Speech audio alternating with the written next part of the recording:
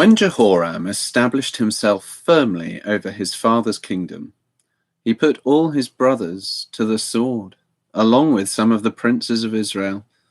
Jehoram was 32 years old when he became king, and he reigned in Jerusalem for 8 years. He walked in the ways of the kings of Israel, as the house of Ahab had done, for he married a daughter of Ahab. He did evil in the eyes of the Lord. Nevertheless, because of the covenant the Lord had made with David, the Lord was not willing to destroy the house of David. He had promised to maintain a lamp for him and his descendants forever. In the time of Jehoram, Edom rebelled against Judah and set up its own king. So Jehoram went there with his officers and all his chariots. The Edomites surrounded him and his chariot commanders, but he rose up and broke through by night. To this day, Edom has been in rebellion against Judah. Libnah revolted at the same time because Jehoram had forsaken the Lord, the God of his fathers. He had also built high places on the hills of Judah and had caused the people of Jerusalem to prostitute themselves and had led Judah astray. Jehoram received a letter from Elijah the prophet, which said, "This is what the Lord, the God of your father David, says. You have not walked in the ways of your father Jehoshaphat or of Asa, king of Judah. You have walked in the ways of the kings of Israel, and you have led Judah and the people of Jerusalem to prostitute themselves, just as the house of Ahab did. You have also murdered your own brothers, members of your father's house, men who were better than you. So now the Lord is about to strike your people, your sons, your wives, and everything that is yours with a heavy blow.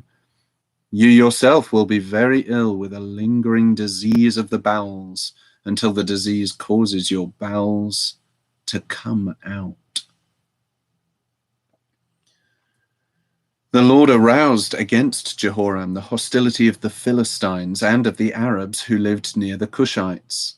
They attacked Judah, invaded it, and carried off all the goods found in the king's palace, together with his sons and wives. Not a son was left to him except Ahaziah, the youngest. After all this, the Lord afflicted Jehoram with an incurable disease of the bowels.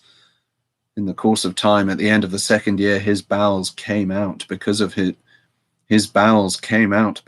disease, and he died in great pain. His people made no fire in his honor, as they had for his fathers. Jehoram was 32 years old when he became king, and he reigned in Jerusalem for 8 years. He passed away to no one's regret, and was buried in the city of David, but not in the tombs of the kings.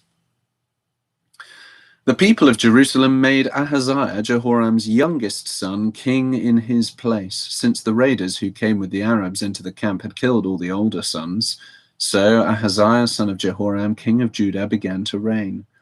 Ahaziah was 22 years old when he became king, and he reigned in Jerusalem for 1 year. His mother's name was Athaliah, a granddaughter of the ways of the house of Ahab, for his mother encouraged him in doing wrong. He did evil in the eyes of the Lord, as the house of Ahab had done, for after his father's death they became his advisers to his undoing. He also followed their counsel when he went with Joram, son of Ahab, king of Israel, to war against He also followed their counsel when he went with Joram, son of Ahab, king of Israel, to war against Hazael, king of Aram, at Ramoth-Gilead. The Arameans wounded Joram, so he returned to Jezreel to recover from the wounds they had inflicted on him at Ramoth in his battle with Hazael, king of Aram. Then Ahaziah, son of Jehoram, king of Judah, went down to Jezreel to see Joram, son of Ahab, because he had been wounded. Through Ahaziah's visit to Joram, God brought about Ahaziah's downfall. When Ahaziah arrived, he went out with Joram to meet Jehu, son of Nimshi, whom the Lord had anointed to destroy the house of Ahab. While Jehu was executing judgment on the house of Ahab, he found the princes of Judah and the sons of Ahaziah's relatives who had been attending Ahaziah, and he killed them. He then went in search of Ahaziah, and his men captured him while he was hiding in Samaria. He was brought to Jehu and put to death. They buried him, for they said, "He was a son of Jehoshaphat, who sought the Lord with all his heart." So there was no one in the house of Ahaziah powerful enough to retain the kingdom. When Athaliah, the mother of Ahaziah, saw that her son was dead, she proceeded to destroy the whole royal family of the house of Judah. But Jehosheba, the daughter of King Joram, took Joash, son of Ahaziah, and stole him away from among the royal princes who were about to be murdered, and put him and his nurse in a bedroom. Because Jehosheba, the daughter of King Jehoram and wife of the priest Jehoiada, was Ahaziah's sister, she hid the child from Athaliah so that no one could kill him. He remained hidden with them at the temple of God for 6 years, while Athaliah ruled the land. In the 7th year, Jehoiada showed his strength. He made a covenant with the commanders of units of 100, Azariah, son of Jeroham, Ishmael, son of Jehohanan, Azariah, son of Obed, Maaseiah, son of Adiah, and Elishaphat, son of Zichri. They went throughout Judah and gathered the Levites and the heads of Israelite families from all the towns. When they came to Jerusalem, the whole assembly made a covenant with the king at the temple of God. Jehoiada said to them, "The king's son shall reign, as the Lord promised concerning the descendants of David. Now, this is what you are to do. A third of you priests and Levites who are going on duty on the Sabbath are to keep watch at the doors, a third of you at the royal palace, and a third at the foundation gate, and all the other men are to be in the courtyards of the temple of the Lord. No one is to enter the temple of the Lord except the priests and Levites on duty. They may enter because they are consecrated, but all the other men are to guard what the Lord has assigned to them. The Levites are to station themselves round the king, each man with his weapons in his hand. Anyone who enters the temple must be put to death. Stay close to the king wherever he goes." The Levites and all the men of Judah did just as Jehoiada the priest ordered. Each one took his men, those who were going on duty on the Sabbath and those who were going off duty, for Jehoiada the priest had not released any of the divisions. Then he gave the commanders of units of 100 the spears and the large and small shields that had belonged to King David and that were in the temple of God. He stationed all the men, each with his weapon in his hand, round the king, near the altar and the temple, from the south side to the north side of the temple. Jehoiada and his sons brought out the king's son and put the crown on him. They presented him with a copy of the covenant and proclaimed him king. They anointed him and shouted, "Long live the king!" When Athaliah heard the noise of the people running and cheering the king, she went to them at the temple of the Lord. She looked, and there was the king, standing by his pillar at the entrance. The officers and the trumpeters were beside the king, and all the people of the land were rejoicing and blowing trumpets, and singers with musical instruments were leading the praises. Then Athaliah tore her robes and shouted, "Treason! Treason!" Jehoiada the priest sent out the commanders of units of 100 who were in charge of the troops and said to them, "Bring her out between the ranks and put to the sword anyone who follows her." For the priests had said, "Do not put her to death at the temple of the Lord." So they seized her as she reached the entrance of the horse gate on the palace grounds, and there they put her to death. Jehoiada then made a covenant that he and the people and the king would be the Lord's people. All the people went to the temple of Baal and tore it down. They smashed the altars and idols and killed Mattan, the priest of Baal, in front of the altars. Then Jehoiada placed the oversight of the temple of the Lord in the hands of the priests who were Levites, to whom David had made assignments in the temple to present the burnt offerings of the Lord, as written in the law of Moses, with rejoicing and singing, as David had ordered. He also stationed doorkeepers at the gates of the Lord's temple, so that no one who was in any way unclean might enter. He took with him the commanders of hundreds, the nobles, the rulers of the people, and all the people of the land, and brought the king down from the temple of the Lord. They went into the palace through the upper gate and seated the king on the royal throne, and all the people of the land rejoiced, and the city was quiet because Athaliah had been slain with the sword. Joash was 7 years old when he became king, and he reigned in Jerusalem for 40 years. His mother's name was Zibiah. She was from Beersheba. Joash did what was right in the eyes of the Lord all the years of Jehoiada the priest. Jehoiada chose 2 wives for him, and he had sons and daughters. Sometime later, Joash decided to restore the temple of the Lord. He called together the priests and Levites and said to them, "Go to the towns of Judah and collect the money due annually from all Israel to repair the temple of your God. Do it now." But the Levites did not act at once. Therefore the king summoned Jehoiada the chief priest and said to him, "Why haven't you required the Levites to bring in from Judah and Jerusalem the tax imposed by Moses the servant of the Lord and by the assembly of Israel for the tent of the testimony?" Now the sons of that wicked woman Athaliah had broken into the temple of God and had used even its sacred objects for the Baals. At the king's command, a chest was made and placed outside at the gate of the temple of the Lord. A proclamation was then issued in Judah and Jerusalem that they should bring to the Lord the tax that Moses, the servant of God, had required of Israel in the desert. All the officials and all the people brought their contributions gladly, dropping them into the chest until it was full. Whenever the chest was brought in by the Levites to the king's officials, and they saw that there was a large amount of money, the royal secretary and the officer of the chief priest would come and empty the chest and carry it back to its place. They did this regularly and collected a great amount of money. The king and Jehoiada gave it to the men who carried out the work required for the temple of the Lord. They hired masons and carpenters to restore the Lord's temple, and also workers in iron and bronze to repair the temple. The men in charge of the work were diligent, and the repairs progressed under them. They rebuilt the temple of God according to its original design and reinforced it.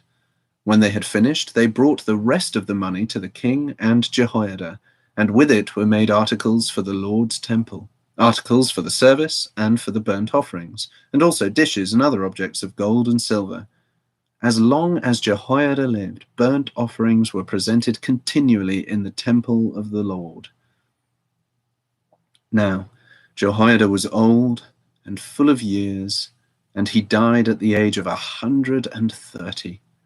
He was buried with the kings in the city of David because of the good he had done in Israel for God and his temple.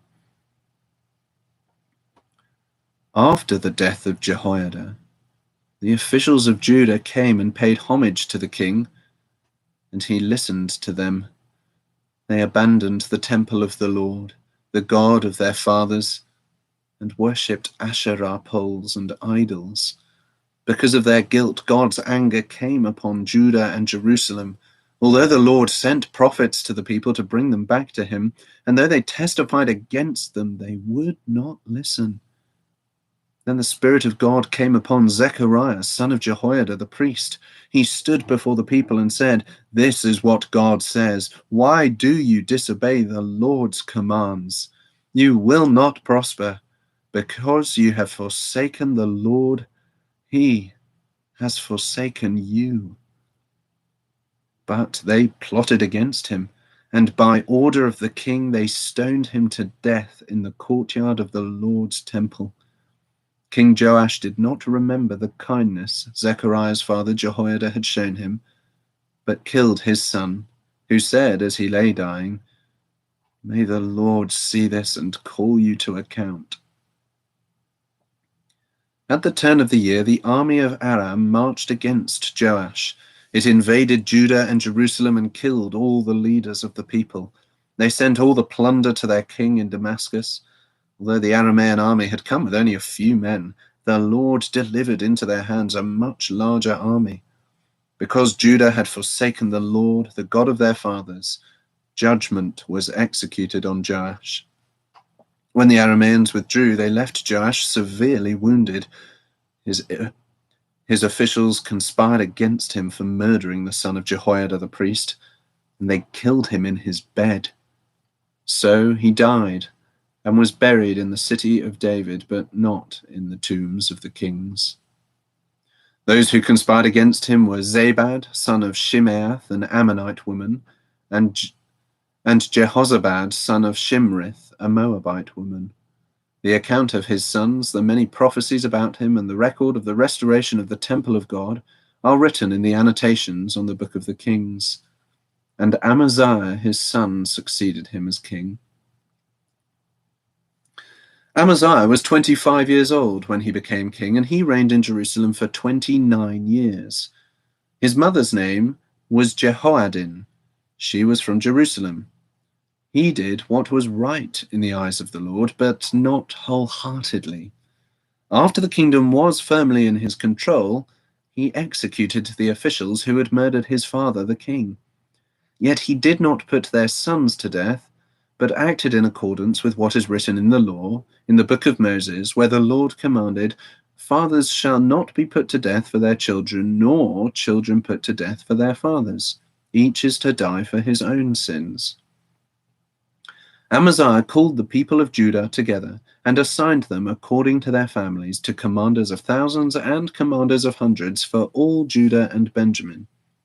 He then mustered those 20 years old or more, and found that there were 300,000 men ready for military service, able to handle the spear and shield. He also hired 100,000 fighting men from Israel for 100 talents of silver. But a man of God came to him and said, "O king, these troops from Israel must not march with you, for the Lord is not with Israel, not with any of the people of Ephraim. Even if you go and fight courageously in battle, God will overthrow you before the enemy, for God has the power to help or to overthrow." Amaziah asked the man of God, "But what about the 100 talents I paid for these Israelite troops?" The man of God replied, "The Lord can give you much more than that." So Amaziah dismissed the troops who had come to him from Ephraim and sent them home. They were furious with Judah and left for home in a great rage. Amaziah then marshaled his strength and led his army to the valley of Salt, where he killed 10,000 men of Seir. The army of Judah also captured 10,000 men alive, took them to the top of a cliff, and threw them down so that all were dashed to pieces. Meanwhile, the troops that Amaziah had sent back and had not allowed to take part in the war raided Judean towns from Samaria to Beth Horon. They killed 3,000 people and carried off great quantities of plunder. When Amaziah returned from slaughtering the Edomites, he brought back the gods of the people of Seir. He set them up as his own gods, bowed down to them, and burned sacrifices to them. The anger of the Lord burned against Amaziah, and he sent a prophet to him who said, "Why do you consult this people's gods, which could not save their own people from your hand?" While he was still speaking, the king said to him, "Have we appointed you an advisor to the king? Stop. Why be struck down?" So the prophet stopped, but said, "I know that God has determined to destroy you, because you have done this and have not listened to my counsel." After Amaziah, king of Judah, consulted his advisors, he sent this challenge to Jehoash, son of Jehoahaz, the son of Jehu, king of Israel: "Come, meet me face to face." But Jehoash, king of Israel, replied to Amaziah, king of Judah, "A thistle in Lebanon sent a message to a cedar, in Lebanon, give your daughter to my son in marriage. Then a wild beast in Lebanon came along and trampled the thistle underfoot. You say to yourself that you have defeated Edom, and now you are arrogant and proud. But you say to yourself that you have defeated Edom, and now you are arrogant and proud. But stay at home. Why ask for trouble and cause your own downfall and that of Judah also? Amaziah, however, would not listen, for God so worked that he might hand them over to Jehoash because they sought the gods of Edom. So Jehoash, king of Israel, attacked. He and Amaziah, king of Judah, faced each other at Beth Shemesh in Judah. Judah was routed by Israel, and every man fled to his home. Jehoash, king of Israel, captured Amaziah, king of Judah, the son of Joash, the son of Ahaziah, at Beth Shemesh. Then Jehoash brought him to Jerusalem and broke down the wall of Jerusalem from the Ephraim gate to the corner gate, a section about 600 feet long. He took all the gold and silver and all the articles found in the temple of God that had been in the care of Obed-Edom, together with the palace treasures and the hostages, and returned to Samaria. Amaziah, son of Joash, king of Judah, lived for 15 years after the death of Jehoash, son of Jehoahaz, king of Israel. As for the other events of Amaziah's reign, from beginning to end, are they not written in the book of the kings of Judah and Israel? From the time that Amaziah turned away from following the Lord, they conspired against him in Jerusalem, and he fled to Lachish, but they sent men after him to Lachish and killed him there. He was brought back by horse and was buried with his fathers in the city of Judah. Then all the people of Judah took Uzziah, who was 16 years old, and made him king in place of his father Amaziah. He was the one who rebuilt Elath and restored it to Judah after Amaziah rested with his fathers. Uzziah was 16 years old when he became king, and he reigned in Jerusalem for 52 years. His mother's name was Jecholiah. She was from Jerusalem. He did what was right in the eyes of the Lord, just as his father Amaziah had done. He sought God during the days of Zechariah, who instructed him in the fear of God. As long as he sought the Lord, God gave him success. He went to war against the Philistines and broke down the walls of Gath, Jabneh, and Ashdod. He then rebuilt towns near Ashdod and elsewhere among the Philistines. God helped him against the Philistines and against the Arabs who lived in Gur-baal and against the Maonites. The Ammonites brought tribute to Uzziah, and his fame spread as far as the border of Egypt, because he had become very powerful. Uzziah built towers in Jerusalem at the corner gate, at the valley gate, and at the angle of the wall, and he fortified them. He also built towers in the desert and dug many cisterns because he had much livestock in the foothills and in the plain. He had people working his fields and vineyards in the hills and in the fertile lands, for he loved the soil. Uzziah had a well-trained army, ready to go out by divisions according to their numbers, as mustered by Jael, the secretary, and Maaseiah, the officer, under the direction of Hananiah, one of the royal officials. The total number of family leaders over the fighting men was 2,600. Under their command was an army of 307,500 men trained for war, a powerful force to support the king against his enemies. Uzziah provided shields, spears, helmets, coats of armor, bows, and sling stones for the entire army. In Jerusalem, he made machines designed by skillful men for use on the towers and on the corner defenses to shoot arrows and hurl large stones. His fame spread far and wide, for he was greatly helped until he became powerful.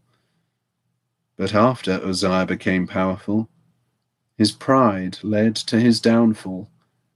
He was unfaithful to the Lord, his God, and entered the temple of the Lord to burn incense on the altar of incense. Azariah the priest with 80 other courageous priests of the Lord followed him in. They confronted him and said, "It is not right for you, Uzziah, to burn incense to the Lord. That is for the priests, the descendants of Aaron, who have been consecrated to burn incense. Leave the sanctuary, for you have been unfaithful, and you will not be honored by the Lord God." Uzziah, who had a censer in his hand ready to burn incense, became angry. While he was raging at the priests in their presence before the incense altar in the Lord's temple, leprosy broke out on his forehead. When Azariah the chief priest and all the other priests looked at him, they saw that he had leprosy on his forehead, so they hurried him out. Indeed, he himself was eager to leave, because the Lord had afflicted him. King Uzziah had leprosy until the day he died. He lived in a separate house, leprous and excluded from the temple of the Lord. Jotham, his son, had charge of the palace and governed the people of the land. The other events of Uzziah's reign from beginning to end are recorded by the prophet Isaiah, son of Amos.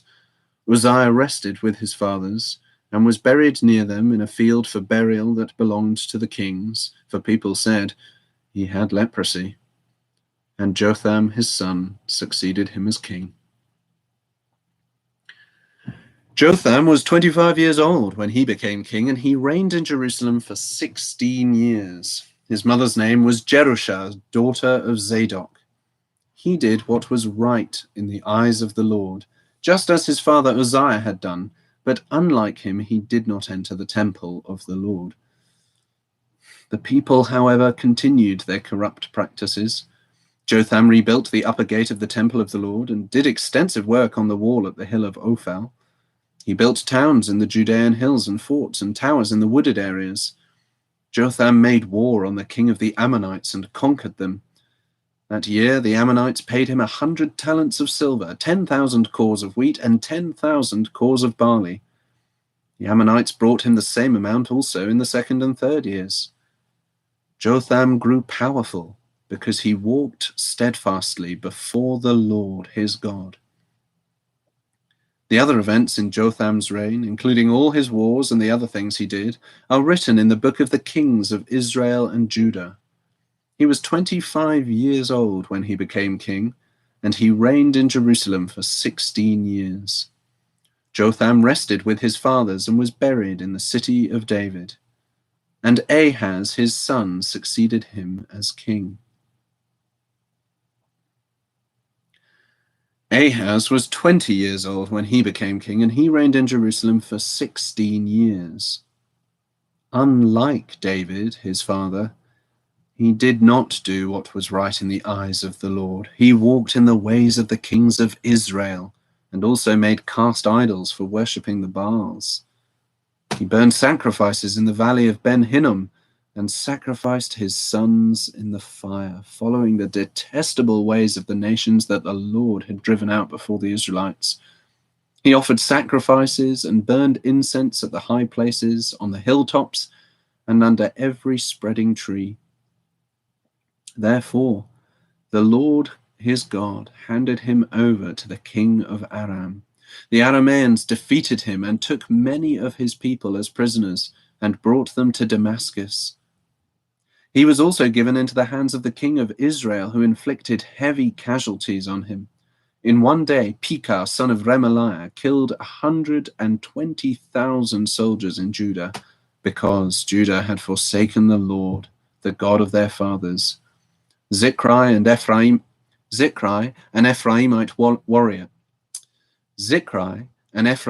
warrior, killed Maaseiah, the king's son, Azrikam, the officer in charge of the palace, and Elkanah, second to the king. The Israelites took captive from their kinsmen 200,000 wives, sons, and daughters. They also took a great deal of plunder, which they carried back to Samaria. But a prophet of the Lord named Oded was there, and he went out to meet the army when it returned to Samaria. He said to them, "Because the Lord, the God of your fathers, was angry with Judah, he gave them into your hand. But you have slaughtered them in a rage that reaches to heaven. And now you intend to make the men and women of Judah And now you intend to make the men and women of Judah and Jerusalem your slaves? But aren't you also guilty of sins against the Lord your God? Now listen to me. Send back your fellow countrymen that you have taken as prisoners, for the Lord's fierce anger rests on you. Then some of the leaders in Ephraim, Azariah son of Jehohanan, Berechiah son of Meshillemoth, Jehizkiah son of Shallum, and Amasa son of Hadlai, confronted those who were arriving from the war. You must not bring those prisoners here, they said, or we will be guilty before the Lord. Do you intend to add to our sin and guilt? For our guilt is already great, and his fierce anger rests on Israel. So the soldiers gave up the prisoners and plunder in the presence of the officials and all the assembly. The men designated by name took the prisoners, and from the plunder they clothed all who were naked. They provided them with clothes and sandals, food and drink, and healing balm. All those who were weak they put on donkeys. So they took them back to their fellow countrymen at Jericho, the city of palms, and returned to Samaria. At that time, King Ahaz sent to the king of Assyria for help. The Edomites had again come and attacked Judah and carried away prisoners, while the Philistines had raided towns in the foothills and in the Negev of Judah. They captured and occupied Beth Shemesh, Aijalon, and Gederoth, as well as Soko, Timnah, and Gimzo, with their surrounding villages. The Lord had humbled Judah because of Ahaz, king of Israel, for he had promoted wickedness in Judah and had been most unfaithful to the Lord. Tiglath-Pileser, king of Assyria, came to him, but gave him trouble instead of help. Ahaz took some of the things from the temple of the Lord and from the royal palace and from the princes and presented them to the king of Assyria, but that did not help him. In his time of trouble, King Ahaz became even more unfaithful to the Lord. He offered sacrifices to the gods of Damascus who had defeated him, for he thought, since the gods of the kings of Aram have helped them, I will sacrifice to them so that they will help me. But they were his downfall, and the downfall of all Israel. Ahaz gathered together the furnishings from the temple of God and took them away. He shut the doors of the Lord's temple and set up altars at every street corner in Jerusalem. In every town in Judah, he built high places to burn sacrifices to other gods and provoked the Lord, the God of his fathers, to anger. The other events of his reign and all his ways, from beginning to end, are written in the book of the kings of Judah and Israel. Ahaz rested with his fathers and was buried in the city of Jerusalem, but he was not placed in the tombs of the kings of Israel. And Hezekiah his son succeeded him as king. Hezekiah was 25 years old when he became king, and he reigned in Jerusalem for 29 years. His mother's name was Abijah, daughter of Zechariah. He did what was right in the eyes of the Lord, just as his father David had done. In the first month of the first year of his reign, he opened the doors of the temple of the Lord and repaired them. He brought in the priests and the Levites, assembled them in the square on the east side, and said, "Listen to me, Levites, consecrate yourselves now, and consecrate the temple of the Lord, the God of your fathers. Remove all defilement from the sanctuary. Our fathers were unfaithful. They did evil in the eyes of the Lord our God, and forsook him. They turned their faces away from the Lord's dwelling place, and turned their backs on him. They also shut the doors of the portico and put out the lamps. They did not burn incense or present any burnt offerings at the sanctuary to the God of Israel. Therefore the anger of the Lord has fallen on Judah and Jerusalem. He has made them an object of dread and horror and scorn, as you can see with your own eyes. This is why our fathers have fallen by the sword, and why our sons and daughters and our wives are in captivity. Now I intend to make a covenant with the Lord, the God of Israel, so that his fierce anger will turn away from us. My sons, do not be negligent now, for the Lord has chosen you to stand before him and serve him, to minister before him, and to burn incense." Then these Levites set to work. From the Kohathites, Mahath, son of Amasai, and Joel, son of Azariah. From the Merarites, Kish, son of Abdi, and Azariah, son of Jehalalel. From the Gershonites, Joah, son of Zimmah, and Eden, son of Joah. From the descendants of Elizaphan, Shimri, and Jeiel. From the descendants of Asaph, Zechariah, and Mattaniah. From the descendants of Heman, Jehiel, and Shimei. From the descendants of Jeduthun, Shemaiah, and Uzziel. When they had assembled their brothers and consecrated themselves, they went in to purify the temple of the Lord, as the king had ordered, following the word of the Lord. The priests went into the sanctuary of the Lord to purify it. They brought out to the courtyard of the Lord's temple everything unclean that they found in the temple of the Lord. The Levites took it and carried it out to the Kidron Valley. They began the consecration on the first day of the first month, and by the 8th day of the month they reached the portico of the Lord. For 8 more days they consecrated the temple of the Lord itself, finishing in the 16th day of the first month. Then they went into King Hezekiah and reported, "We have purified the entire temple of the Lord, the altar of burnt offering with all its utensils, and the table for setting out the consecrated bread with all its articles. We have prepared and consecrated all the articles that King Ahaz removed in his unfaithfulness while he was king. They are now in front of the Lord's altar." Early the next morning, King Hezekiah gathered the city officials together and went up to the temple of the Lord. They brought 7 bulls, 7 rams, 7 male lambs, and 7 male goats as a sin offering for the kingdom, for the sanctuary, and for Judah. The king commanded the priests, the descendants of Aaron, to offer these on the altar of the Lord. So they slaughtered the bulls, and the priests took the blood and sprinkled it on the altar.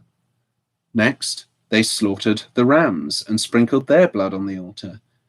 Then they slaughtered the lambs and sprinkled their blood on the altar. The goats for the sin offering were brought before the king in the assembly, and they laid their hands on them. The priests then slaughtered the goats and presented their blood on the altar for a sin offering to atone for all Israel, because the king had ordered the burnt offering and the sin offering for all Israel.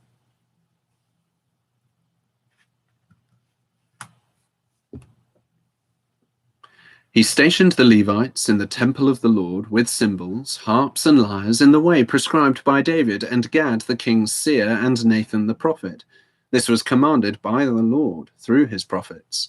So the Levites stood ready with David's instruments, and the priests with their trumpets. Hezekiah gave the order to sacrifice the burnt offering on the altar. As the offering began, singing to the Lord began also, accompanied by trumpets and the instruments of David, king of Israel. The whole assembly bowed in worship, while the singers sang and the trumpeters played. All this continued until the sacrifice of the burnt offering was completed. When the offerings were finished, the king and everyone present with him knelt down and worshipped. King Hezekiah and his officials ordered the Levites to praise the Lord with the words of David and of Asaph the seer. So they sang praises with gladness and bowed their heads and worshipped. Then Hezekiah said, "You have now dedicated yourselves to the Lord. Come and bring sacrifices and thank offerings to the temple of the Lord." So the assembly brought sacrifices and thank offerings, and all whose hearts were willing brought burnt offerings. The number of burnt offerings the assembly brought was 70 bulls, 100 rams, and 200 male lambs, all of them for burnt offerings to the Lord. The animals consecrated as sacrifices amounted to 600 bulls and 3,000 sheep and goats.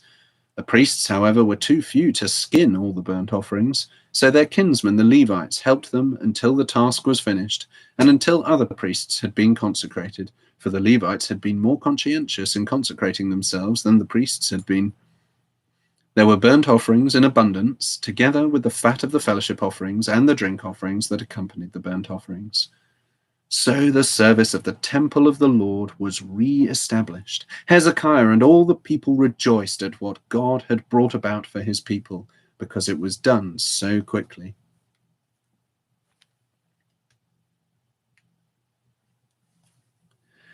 Hezekiah sent word to all Israel and Judah, and also wrote letters to Ephraim and Manasseh, inviting them to come to the temple of the Lord in Jerusalem and celebrate the Passover to the Lord, the God of Israel.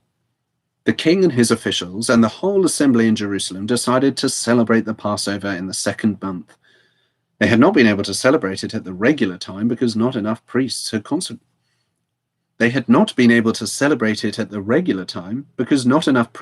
consecrated themselves and the people had not assembled in Jerusalem. The plan seemed right both to the king and to the whole assembly. They decided to send a proclamation throughout Israel from Beersheba to Dan, calling the people to come to Jerusalem and celebrate the Passover to the Lord, the God of Israel. It had not been celebrated in large numbers according to what was written. At the king's command, couriers went throughout Israel and Judah with letters from the king and from his officials, which read, "People of Israel, return to the Lord, the God of Abraham, Isaac, and Israel, that he may return to you who are left, who have escaped from the hand of the kings of Assyria. Do not be like your fathers and brothers, who were unfaithful to the Lord, the God of their fathers, so that he made them an object of horror, as you see. Do not be stiff-necked, as your fathers were. Submit to the Lord. Come to the sanctuary which he has consecrated forever. Serve the Lord your God, so that his fierce anger will turn away from you. If you return to the Lord, then your brothers and your children will be shown compassion by their captors and will come back to this land. For the Lord your God is gracious and compassionate. He will not turn his face from you if you return to him." The couriers went from town to town in Ephraim and Manasseh as far as Zebulun, but the people scorned and ridiculed them.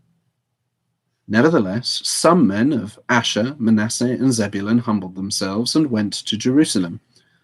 Also in Judah, the hand of God was on the people to give them unity of mind, to carry out what the king and his officials had ordered, following the word of the Lord. A very large crowd of people assembled in Jerusalem to celebrate the Feast of Unleavened Bread in the second month. They removed the altars in Jerusalem and cleared away the incense altars and threw them into the Kidron Valley. They slaughtered the Passover lamb on the 14th day of the second month. The priests and the Levites were ashamed and consecrated themselves and brought burnt offerings to the temple of the Lord. Then they took up their regular positions as prescribed in the law of Moses, the man of God. The priests sprinkled the blood handed to them by the Levites. Since many in the crowd had not consecrated themselves, the Levites had to kill the Passover lambs for all those who were not ceremonially clean and could not consecrate their lambs to the Lord. Although most of the many people who came from Ephraim, Manasseh, Issachar, and Zebulun had not purified themselves, yet they ate the Passover, contrary to what was written. But Hezekiah prayed for them, saying, "May the Lord, who is good, pardon everyone who sets his heart on seeking God, the Lord, the God of his fathers, even if he is not clean according to the rules of the sanctuary." And the Lord heard Hezekiah and healed the people. The Israelites who were present in Jerusalem celebrated the Feast of Unleavened Bread for 7 days with great rejoicing, while the Levites and priests sang to the Lord every day, accompanied by the Lord's instruments of praise. Hezekiah spoke encouragingly to all the Levites, who showed good understanding of the service of the Lord. For the 7 days they ate their assigned portion and offered fellowship offerings and praised the Lord, the God of their fathers. The whole assembly then agreed to celebrate the festival 7 more days. So for another 7 days they celebrated joyfully. Hezekiah, king of Judah, provided 1,000 bulls and 7,000 sheep and goats for the assembly, and the officials provided them with 1,000 bulls and 10,000 sheep and goats. A great number of priests consecrated themselves. The entire assembly of Judah rejoiced, along with the priests and Levites and all who had assembled from Israel, including the aliens who had come from Israel and those who lived in Judah. There was great joy in Jerusalem, for since the days of Solomon, son of David, king of Israel, there had been nothing like this in Jerusalem. The priests and the Levites stood to bless the people, and God heard them, for their prayer reached heaven, his holy dwelling place. When all this had ended, the Israelites who were there went out to the towns of Judah, smashed the sacred stones, and cut down the Asherah poles. They destroyed the high places and the altars throughout Judah and Benjamin and in Ephraim and Manasseh. After they had destroyed all of them, the Israelites returned to their own towns and to their own property. Hezekiah assigned the priests and Levites to divisions, each of them according to their duties as priests or Levites, to offer burnt offerings and fellowship offerings, to minister, to give thanks, and to sing praises at the gates of the Lord's dwelling. The king contributed from his own possessions for the morning and evening burnt offerings, and for the burnt offerings on the Sabbaths, new moon. The king contributed from his own possessions for the morning and evening burnt offerings, and for the burnt offerings on the Sabbaths, new moons, and appointed feasts, as written in the law of the Lord. He ordered the people living in Jerusalem to give the portion due to the priests and Levites, so that they could devote themselves to the law of the Lord. As soon as the order went out, the Israelites generously gave the first fruits of their grain, new wine, oil, and honey, and all that the fields produced. They brought a great amount, a tithe of everything. The men of Israel and Judah who lived in the towns of Judah also brought a tithe of their herds and flocks, and a tithe of the holy things dedicated to the Lord their God. And they piled them in heaps. They began doing this in the 3rd month, and finished in the 7th month. When Hezekiah and his officials came and saw the heaps, they praised the Lord and blessed his people Israel. Hezekiah asked the priests and Levites about the heaps, and Azariah, the chief priest from the family of Zadok, answered, "Since the people began to bring their contributions to the temple of the Lord, we have had enough to eat and plenty to spare, because the Lord has blessed his people, and this great amount is left over." Hezekiah gave orders to prepare storerooms in the temple of the Lord, and this was done. Then they faithfully brought in the contributions, tithes, and dedicated gifts. Conaniah, a Levite, was in charge of these things, and his brother Shimei was next in rank.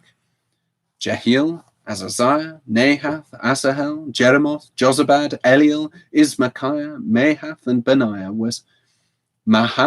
Benaiah were supervisors under Conaniah and Shimei his brother, by appointment of King Hezekiah and Azariah, the official in charge of the temple of God. Koreh, son of Imnah, the Levite, keeper of the east gate, was in charge of the free will offerings given to God, distributing the contributions made to the Lord, and also the consecrated gifts. Eden, Miniamin, Jeshua, Shemaiah, Amariah, and Shechaniah assisted him faithfully in the towns of the priests, distributing to their fellow priests according to their divisions, old and young alike. In addition, they distributed to the males 3 years old or more, whose names were in the genealogical records, all who would enter the temple of the Lord to perform the daily duties of their various tasks according to their responsibilities and their divisions. And they distributed to the priests enrolled by their families in the genealogical records, and likewise to the Levites 20 years old or more, according to their responsibilities and their divisions. They included all the little ones, the wives, and the sons and daughters of the whole community listed in these genealogical records. For they were faithful in consecrating themselves. As for the priests, the descendants of Aaron, who lived on the farmlands around their towns or in any other towns, men who were designated by name to distribute portions As for the priests, the descendants of Aaron, who lived on the farmlands around their towns or in any other towns, men were designated by name to distribute portions to every male among them, and to all who were recorded in the genealogies of the Levites. This is what Hezekiah did throughout Judah, doing what was good and right and faithful before the Lord his God, in everything that he undertook in the service of God's temple, and in obedience to the law and the commands, he sought his God and worked wholeheartedly. And so he prospered. After all that Hezekiah had so faithfully done, Sennacherib, king of Assyria, came and invaded Judah. He laid siege to the fortified cities, thinking to conquer them for himself. When Hezekiah saw that Sennacherib had come and that he intended to make war on Jerusalem, he consulted with his officials and military staff about blocking off the water from the springs outside the city, and they helped him. A large force of men assembled, and they blocked all the springs and the stream that flowed through the land. Why should the kings of Assyria come and find plenty of water? They said. Then he worked hard repairing all the broken sections of the wall and building towers on it. He built another wall outside that one and reinforced the supporting terraces of the city of David. He also made large numbers of weapons and shields. He appointed military officers over the people and assembled them before him in the square at the city gate and encouraged them with these words: "Be strong and courageous. Do not be afraid or discouraged because of the king of Assyria and the vast army with him. For there is a greater power with us than with him. With him is only the arm of flesh, but with us is the Lord our God to help us and to fight our battles." And the people gained confidence from what Hezekiah, the king of Judah, said. Later, when Sennacherib, king of Assyria, and all his forces were laying siege to Lachish, he sent his officers to Jerusalem with this message for Hezekiah, king of Judah, and for all the people of Judah who were there. "This is what Sennacherib, king of Assyria, says. On what are you basing your confidence that you remain in Jerusalem under siege? When Hezekiah says, 'The Lord our God will save us from the hand of the king of Assyria,' he is misleading you to let you die of hunger and thirst. Did not Hezekiah himself remove this God's high places and altars, saying to Judah and Jerusalem, 'You must worship before one altar and burn sacrifices on it'? Do you not know what I and my fathers have done to all the peoples of the other lands? Were the gods of those nations ever able to deliver their hand from my hand? Were the gods of those nations ever able to deliver their land from my hand? Who of all the gods of these nations that my fathers destroyed has been able to save his people from me? How then can your God deliver you from my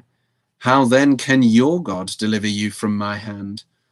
Now, do not let Hezekiah deceive you and mislead you like this. Do not believe him, for no God of any nation or kingdom has been able to deliver his people from my hand or the hand of my fathers. How much less will your God deliver you from my hand?" Sennacherib's officers spoke further against the Lord God and against his servant Hezekiah.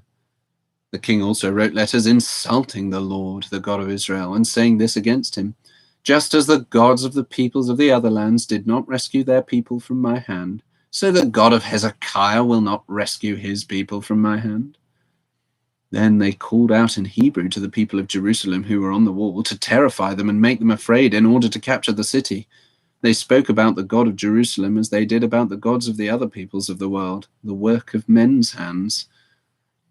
King Hezekiah and the prophet Isaiah, son of Amos, cried out in prayer to heaven about this, and the Lord sent an angel who annihilated all the fighting men and the leaders and officers in the camp of the Assyrian king. So he withdrew to his own land in disgrace. And when he went into the temple of his God, some of his sons cut him down with the sword. So the Lord saved Hezekiah and the people of Jerusalem from the hand of Sennacherib, king of Assyria, and from the hand of all others. He took care of them on every side. Many brought offerings to Jerusalem for the Lord, and valuable gifts for Hezekiah, king of Judah. From then on, he was highly regarded by all the nations. In those days, Hezekiah became ill and was at the point of death. He prayed to the Lord, who answered him and gave him a miraculous sign.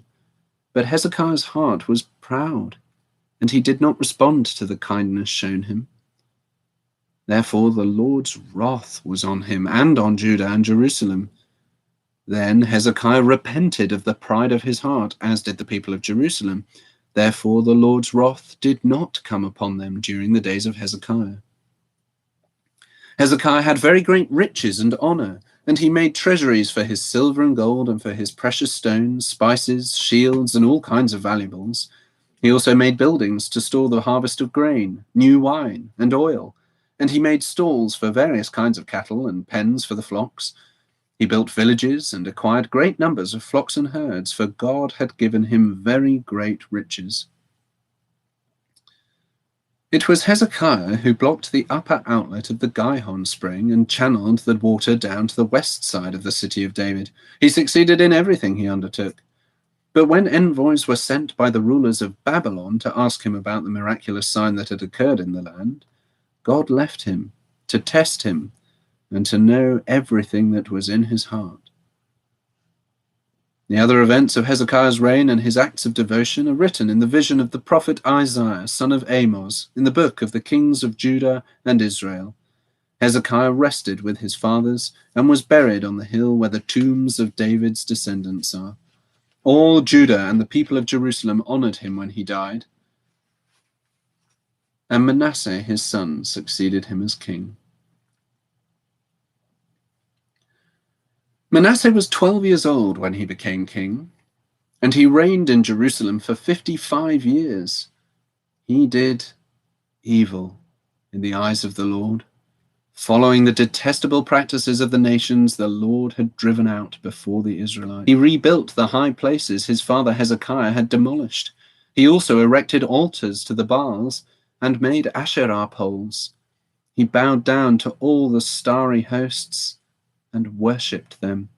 He built altars in the temple of the Lord, of which the Lord had said, "My name will remain in Jerusalem forever." In both courts of the temple of the Lord he built altars to all the starry hosts. He sacrificed his sons in the fire in the valley of Ben Hinnom, practiced sorcery, divination, and witchcraft, and consulted mediums and spiritists. He did much evil in the eyes of the Lord, provoking him to anger.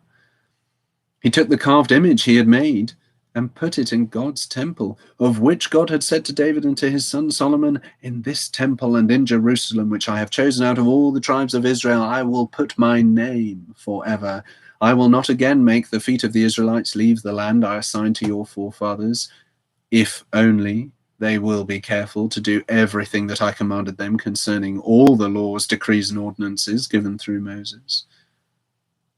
But Manasseh led Judah and the people of Jerusalem astray, so that they did more evil than the nations the Lord had destroyed before the Israelites. The Lord spoke to Manasseh and his people, but they paid no attention. So the Lord brought against them the army commanders of the king of Assyria, who took Manasseh prisoner, put a hook in his nose, bound him with bronze shackles, and took him to Babylon.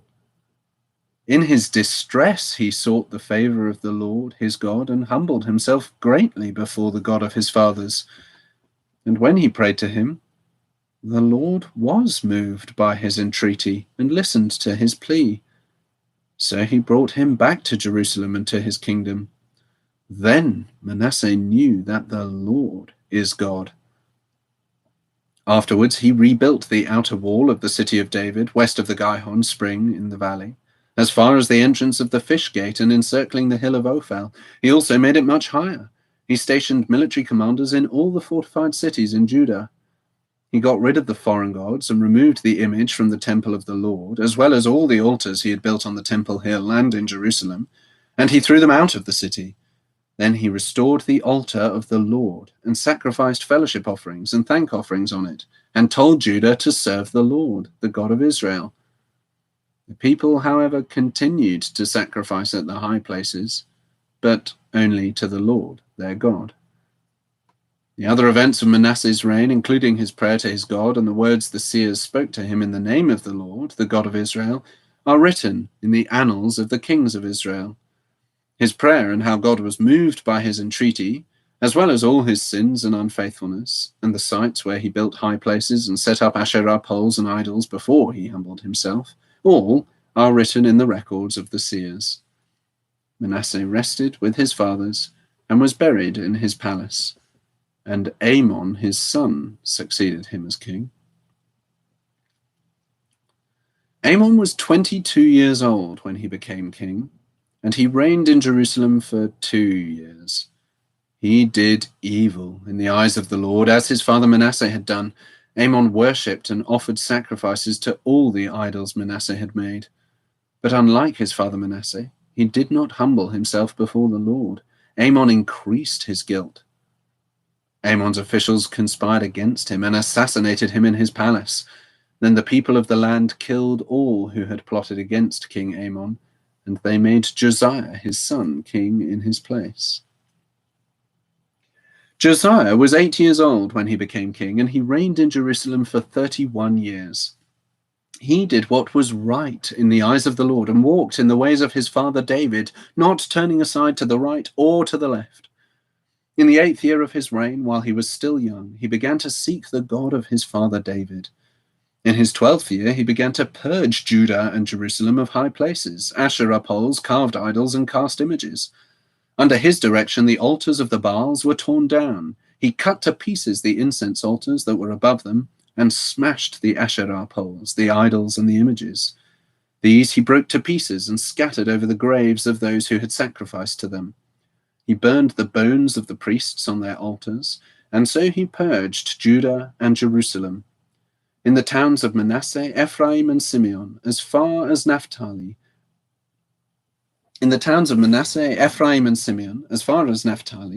and in the ruins around them, he tore down the altars and the Asherah poles and crushed the idols to powder and cut to pieces all the incense altars throughout Israel. Then he went back to Jerusalem. In the 18th year of Josiah's reign, to purify the land and the temple, he sent Shaphan, son of Azaliah, and Maaseiah, the ruler of the city, with Joah, son of Joahaz, the recorder, to repair the temple of the Lord his God. They went to Hilkiah, the high priest, and gave him the money that had been brought into the temple of God, which the Levites, who were the doorkeepers, had collected from the people of Manasseh, Ephraim, and the entire remnant of Israel, and from all the people of Judah and Benjamin, and the inhabitants of Jerusalem. Then they entrusted it to the men appointed to supervise the work on the Lord's temple. These men paid the workers who repaired and restored the temple. They also gave money to the carpenters and builders to purchase dressed stone and timber for joists and beams for the buildings that the kings of Judah had allowed to fall into ruin. The men did the work faithfully. Over them to direct them were Jahath and Obadiah, Levites descended from Merari, and Zechariah and Meshullam, descended from Kohath. The Levites, all who were skilled in playing musical instruments, had charge of the laborers and supervised all the workers from job to job. Some of the Levites were secretaries, scribes, and doorkeepers. While they were bringing out the money that had been taken into the temple of the Lord, Hilkiah the priest found the book of the law of the Lord that had been given through Moses. Hilkiah said to Shaphan the secretary, "I have found the book of the law in the temple of the Lord." He gave it to Shaphan. Then Shaphan took the book to the king and reported to him, "Your officials are doing everything that has been committed to them. They have paid out the money that was in the temple of the Lord and have entrusted it to the supervisors and workers." Then Shaphan the secretary informed the king, "Hilkiah the priest has given me a book." And Shaphan read from it in the presence of the king. When the king heard the words of the law, he tore his robes. He gave these orders to Hilkiah, Ahikam son of Shaphan, Abdon son of Micah, Shaphan the secretary, and Isaiah the king's attendant. Go and inquire of the Lord for me and for the remnant in Israel and Judah about what is written in this book that has been found. Great is the Lord's anger that is poured out on us, because our fathers have not kept the word of the Lord. They have not acted in accordance with all that is written in this book. Hilkiah and those the king had sent with him went to speak to the prophetess Huldah, who was the wife of Shallum, son of Tokath, the son of Hazra, keeper of the wardrobe. She lived in Jerusalem, in the 2nd district. She said to them, "This is what the Lord, the God of Israel, says. Tell the man who sent you to me, this is what the Lord says. I am going to bring disaster on this place and its people, all the curses written in the book that has been read in the presence of the king of Judah.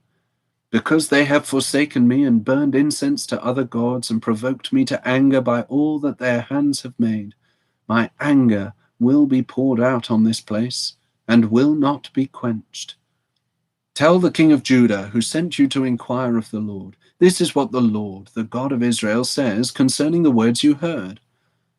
Because your heart was responsive, and you humbled yourself before God when you heard what he spoke against this place and its people, and because you humbled yourself before me and tore your robes and wept in my presence, I have heard you, declares the Lord.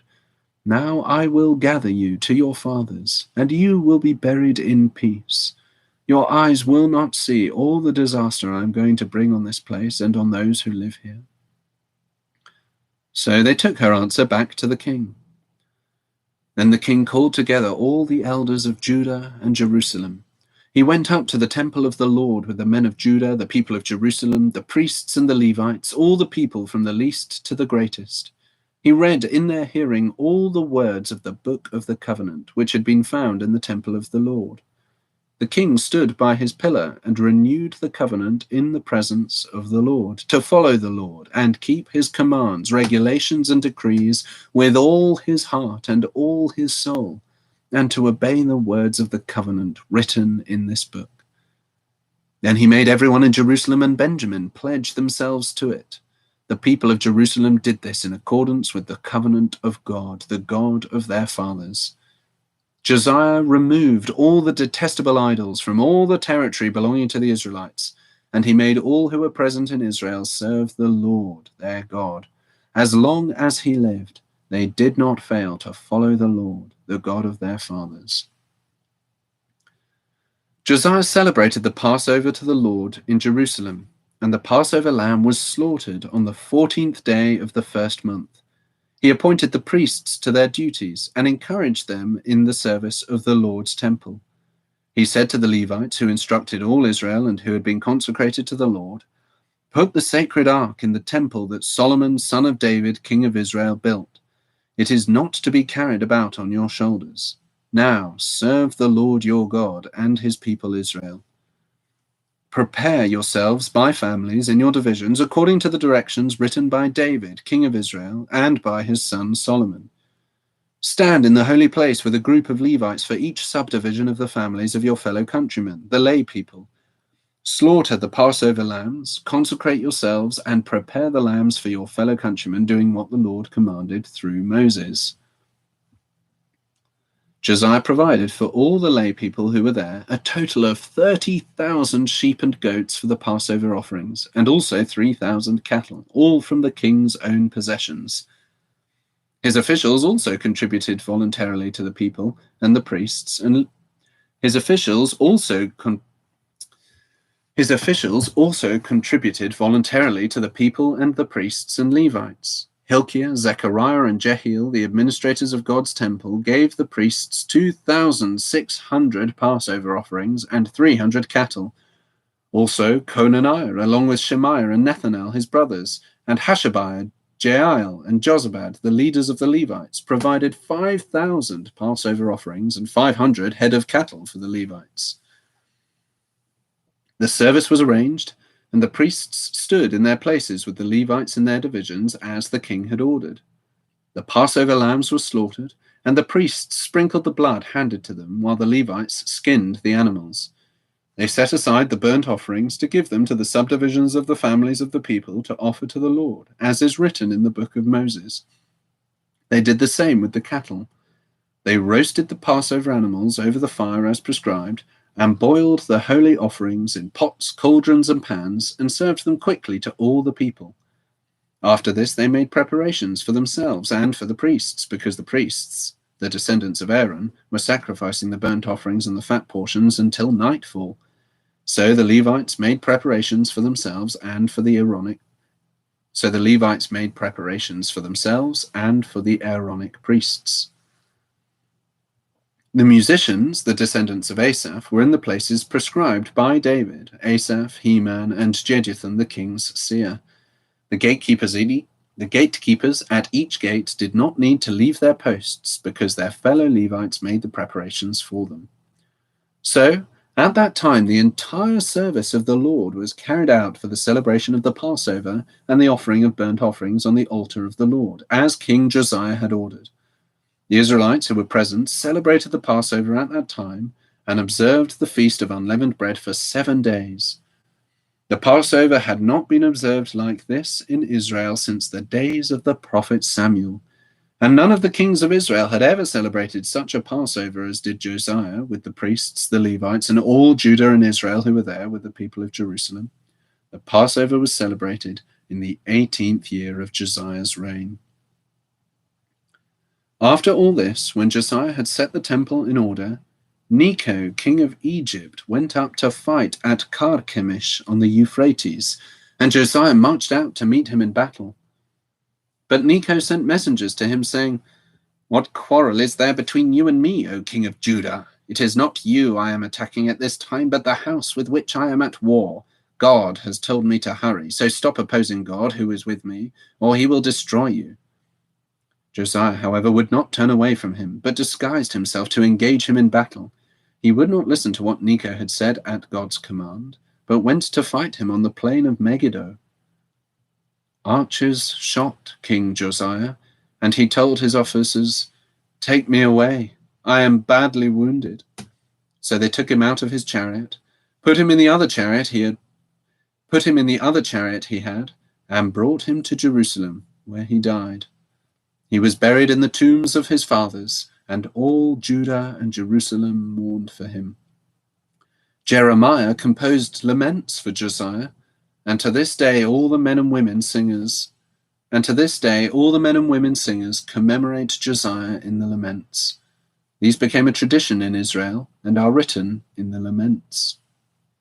The other events of Josiah's reign and his acts of devotion, according to what is written in the law of the Lord, all the events from beginning to end, are written in the book of the kings of Israel and Judah.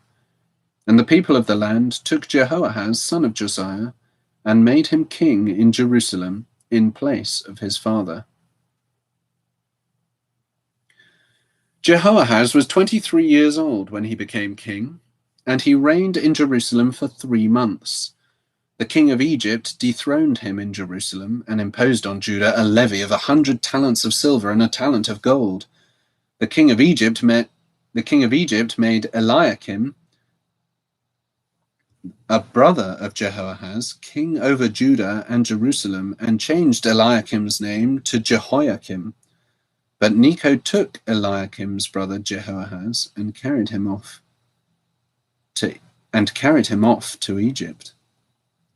Jehoiakim was 25 years old when he became king, and he reigned in Jerusalem for 11 years. He did evil in the eyes of the Lord his God. Nebuchadnezzar, king of Babylon, attacked him and bound him with bronze shackles to take him to Babylon. Nebuchadnezzar also took to Babylon articles from the temple of the Lord and put them in his temple, became more and more unfaithful, following all the detestable practices of the nations and defiling the temple of the Lord, which he had consecrated in Jerusalem. The Lord, the God of their fathers, sent word to them through his messengers again and again, because he had pity on his people and on his dwelling place. But they mocked God's messengers, despised his words, and scoffed at his prophets. until the wrath of the Lord was aroused against his people, and there was no remedy. He brought up against them the king of the Babylonians, who killed their young men with the sword in the sanctuary, and spared neither young man nor young woman, old man or aged. God handed all of them over to Nebuchadnezzar. He carried to Babylon all the articles from the temple of God, both large and small, and the treasures of the Lord's temple, and the treasures of the king and his officials. They set fire to God's temple and broke down the wall of Jerusalem. They burned all the palaces and destroyed everything of value there. He carried into exile to Babylon the remnant who escaped from the sword, and they became servants to him and his sons until the kingdom of Persia came to power. The land enjoyed its Sabbath rests. All the time of its desolation it rested, until the 70 years were completed in fulfillment of the word of the Lord spoken by Jeremiah. In the first year of Cyrus, king of Persia, in order to fulfill the word of the Lord spoken by Jeremiah, the Lord moved the heart of Cyrus, king of Persia, to make a proclamation throughout his realm and to put it in writing. This is what Cyrus, king of Persia, says: "The Lord, the God of heaven, has given me all the kingdoms of the earth, and he has appointed me to build a temple for him at Jerusalem in Judah. Any one of his people among you, may the Lord his God be with him, and let him go up